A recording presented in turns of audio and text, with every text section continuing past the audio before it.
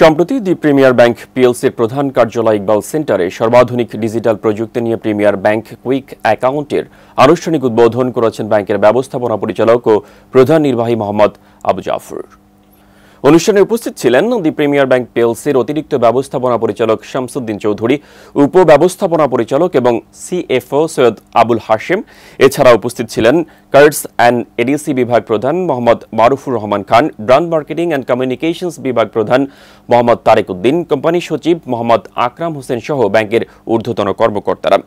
এ সময় ব্যাংকের ব্যবস্থাপনা পরিচালক ও সিইও মোহাম্মদ আবু জাফর বলেন, আই ব্যাংকিং ডেস্কটপ ভার্সন এবং মোবাইল অ্যাপ পি-মানি দিয়ে গ্রাহক ঘরে বসেই ডিজিটাল স্বাক্ষর সুবিধা ব্যবহার করে দ্রুত এবং নিরাপদে অ্যাকাউন্ট খোলার সুযোগ পাবেন।